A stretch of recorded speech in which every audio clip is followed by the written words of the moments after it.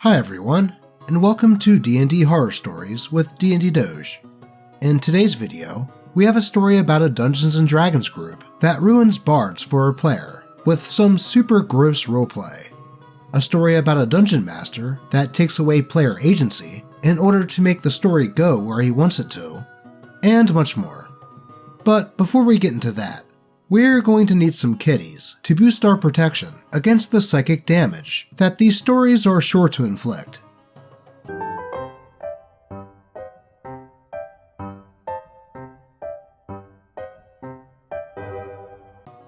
There we go. Now I think we are ready for some D&D horror stories. The First and Last Time I'll Ever Play a Bard by Reddit user Lavender. Obligatory posting on a throwaway because I'd rather not have the story connected to my main channel for reasons that will become obvious. I've always been a fan of the game, though never a player. See, I have the luxury of a job with long hours, chill management, and a plethora of downtime. I'd spend some of these nights watching other people play, and that's when I discovered channels like Crit Crab, Den of the Drake, Crispy's Tavern, and everybody's favorite good boy, D&D Doge. Hey, that's me. Being a longtime fan of these channels, I think I finally found the courage to share my own horror story. Content warning: the horror of this story involves an underage NPC, so I wouldn't blame you if you didn't read further. After talking to a few friends on an online game I used to play, let's just call it Run Escape, they got to talking about a D&D group they had going on via Discord and how disappointed they were because this long-running campaign was about to die out due to the fact that they could not seem to get new players to stick around. Well, that is not a great sign. Yeah, I know what you're thinking. Obvious red flag. Run away, run away. But I really wanted to play. After I expressed my interest and my lack of experience, to my surprise, they invited me without so much as an interview with the DM. The setting took place in a world called Exandria. I later found out that this is where Critical Role bases its games out of. Our party was comprised of mercenaries hired to find Vox Machina and relieve them of their vestiges of divergence, so they could be stored under lock and key, lest they be used to, quote, seize power. Interesting, right? I thought so too. Too bad nothing ever came of it. During my session 0, the DM asked what kind of class I'd be willing to play, and I explained to him that I was inexperienced and would play any role that would best fit the party.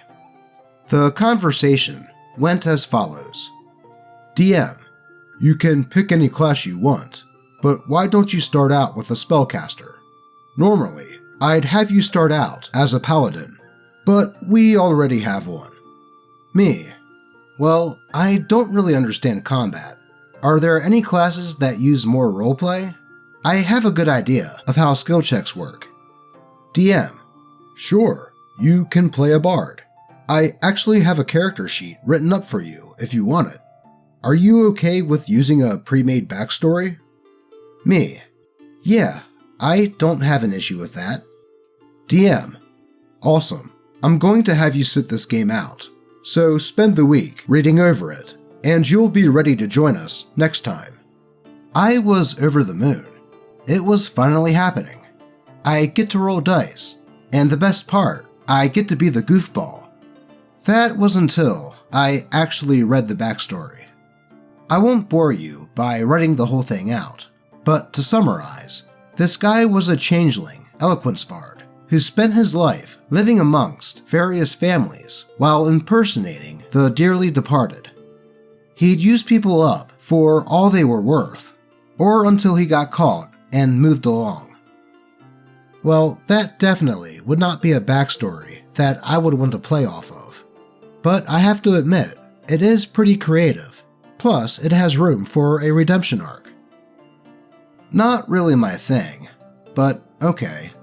Bards are supposed to be huge flirts, right?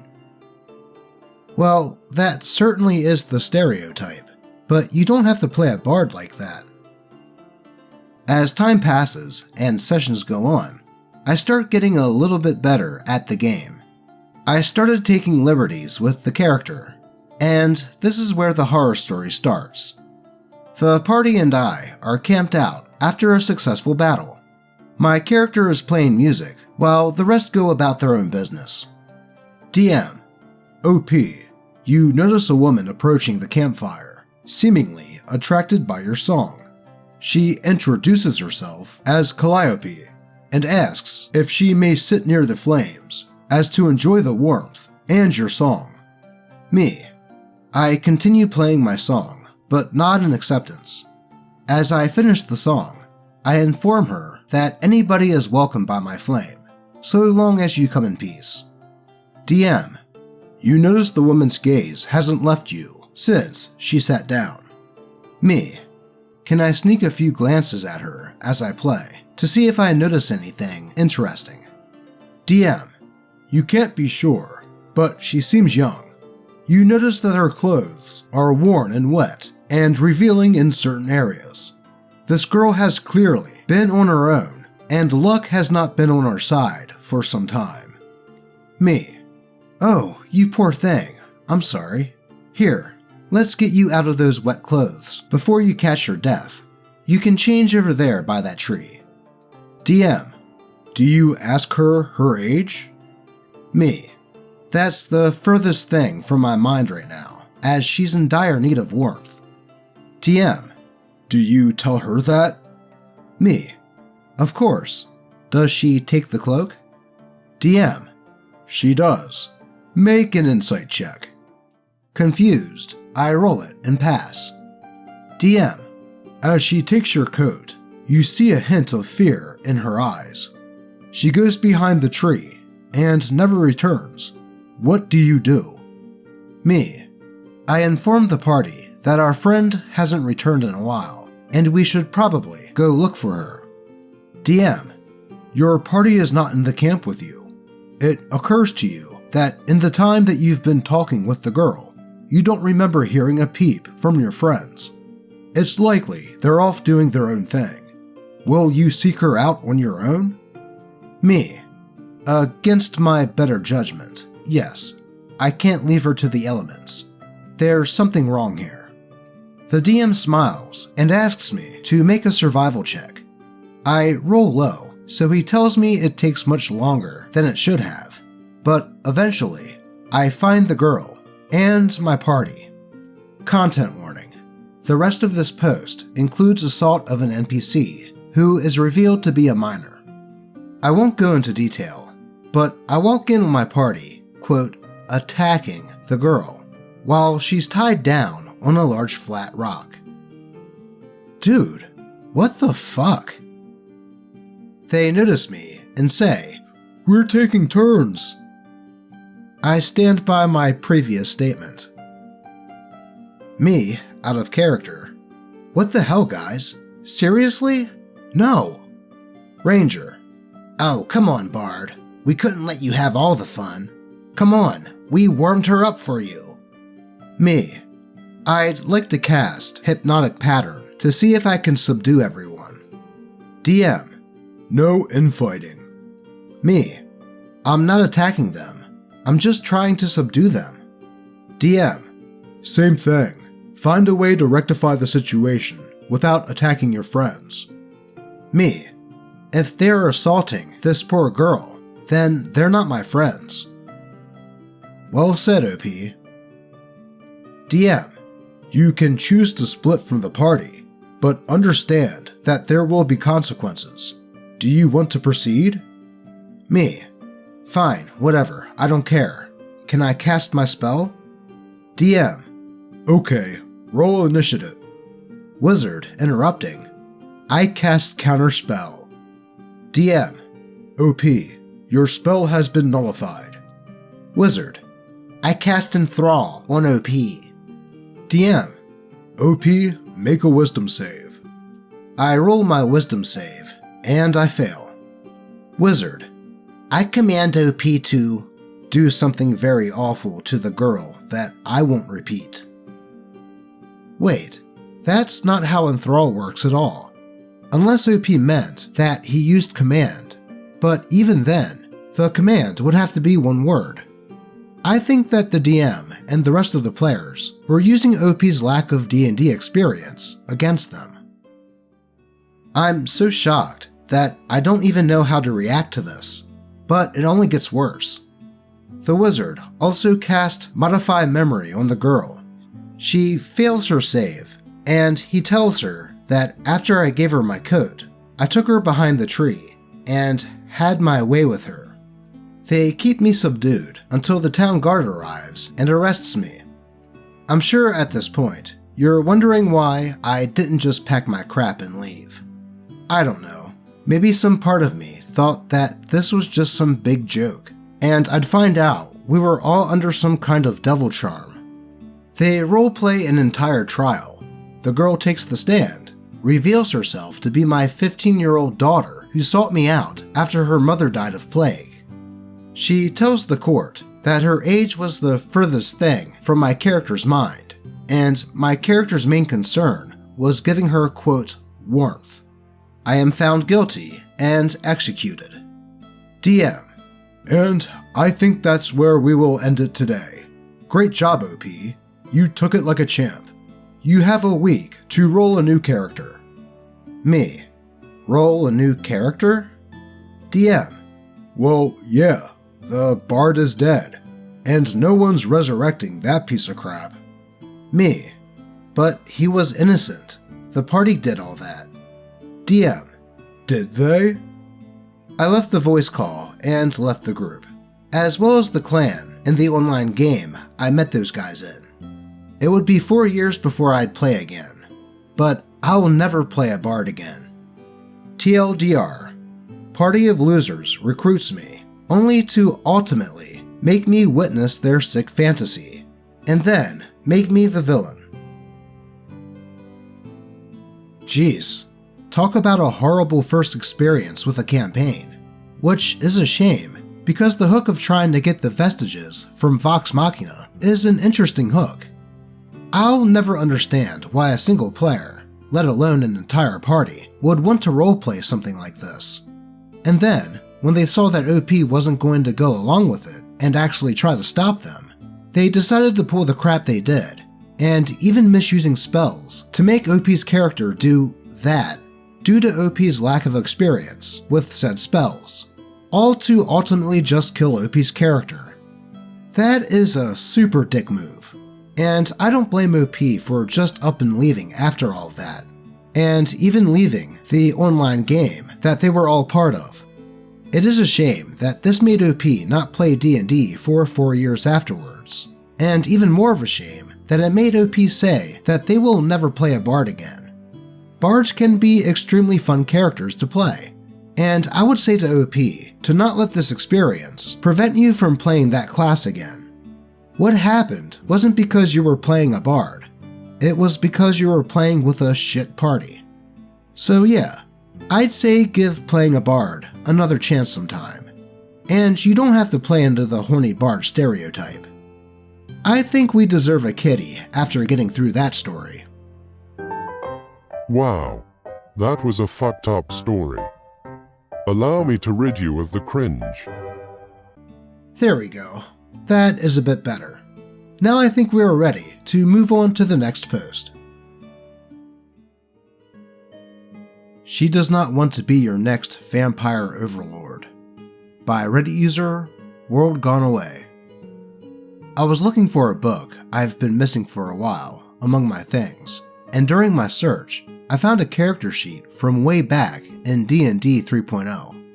Took me a couple minutes of reading over the sheet to jog the memory of what game that was in, and I felt my stomach turn. Thus, I remembered. It was a party of 5 players, plus the DM, but the only ones that are really immediately important to the story are the DM, myself, and a girl I'll call Naira. That was her character name. In real life, Naira was only 17 when she joined the game, and she was of a genuinely nervous disposition. Nice enough, but her anxiety was such that she could be easily bullied into doing things just to not upset people. The game was a pretty normal Ravenloft adventure. The group had actually completed 3 whole modules and was at level 13. At the beginning of one session, the DM started to explain his next story arc. It would begin with a dividing of the party, a dark ritual, and his plan was for Naira to get transformed into a vampire and assume control of a small undead army, and functionally become the villain for this next arc. Immediately, Naira was overcome with anxiety. This was definitely not something she wanted for her character, and she expressed as much. Though the DM insisted, so finally, I had to chime in. I said, "Hey, I know it's kind of your brain baby, and you really want to do that storyline, but does it have to be her?" "Well, the way I have it written, she is the one I would need," the DM said with surprise and a little annoyance. So I said, "Well, F it. If you want to do that storyline, I'll be the vampire."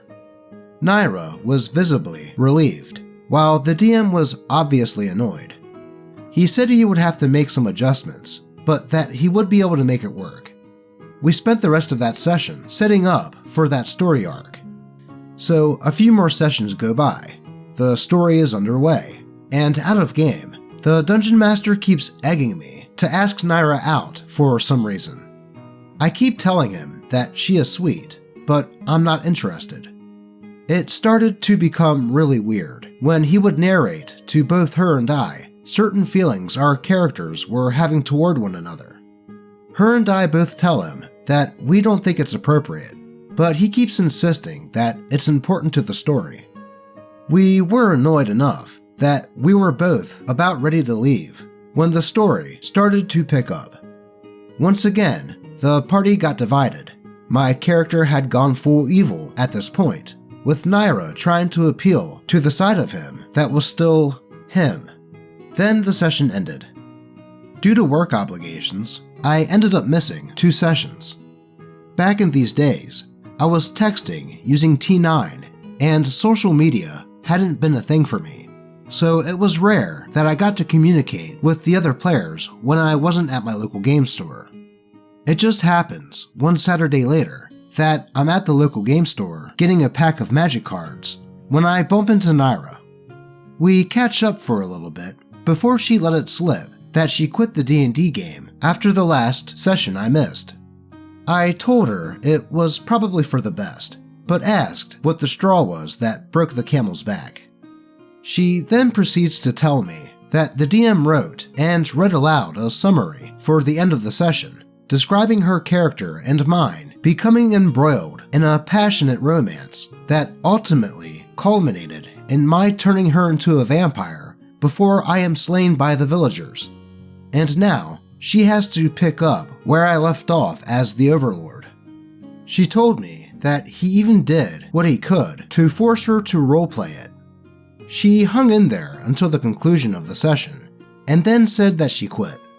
She said, "He's definitely a good storyteller, but I didn't want that for my character. Not at all."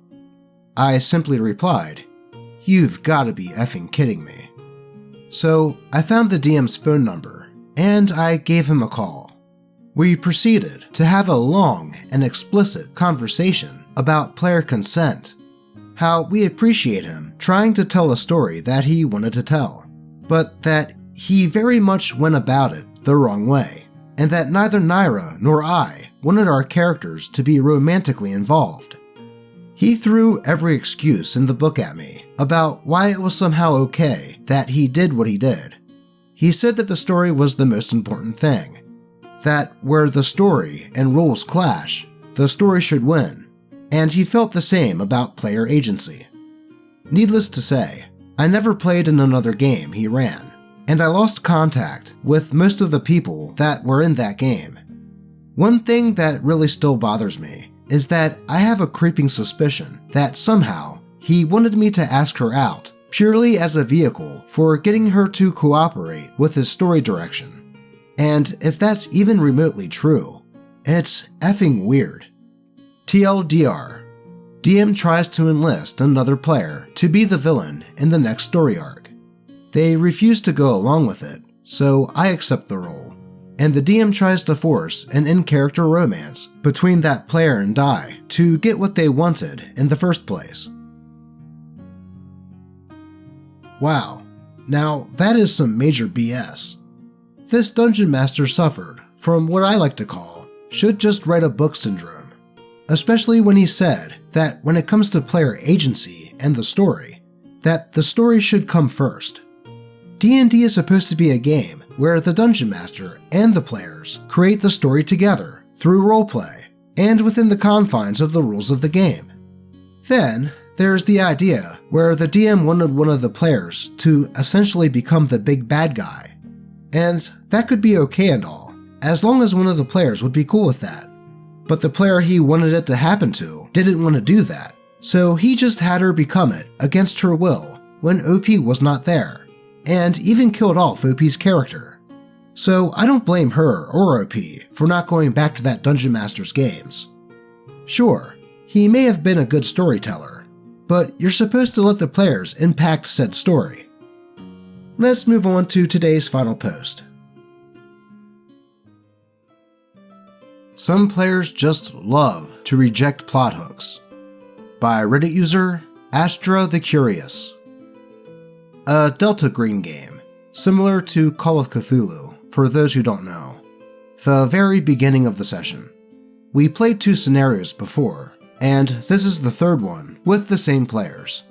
For context, the players, both in character and out of character, were informed that their highly secret organization may inconspicuously contact them about an upcoming operation. Handler, aka Game Master, me.